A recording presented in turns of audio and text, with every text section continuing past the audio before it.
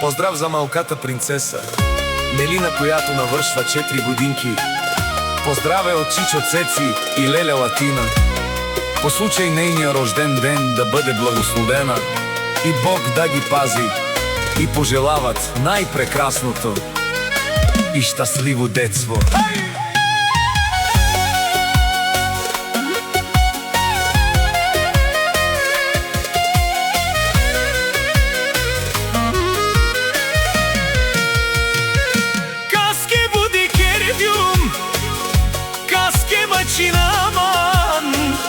Amare čajake odevela Rahela, gasi si čaj, von si bahtale, von si barvale, odevel te pazinele,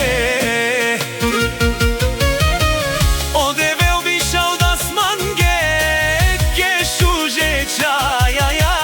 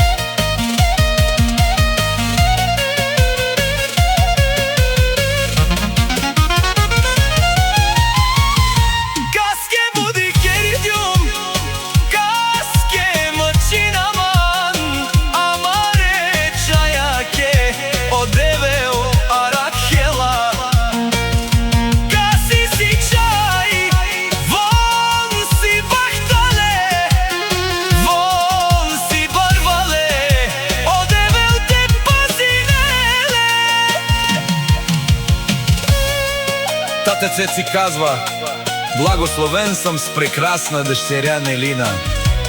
И жена Лора, много ви обичам, още работя само за вас. Вие да сте добре.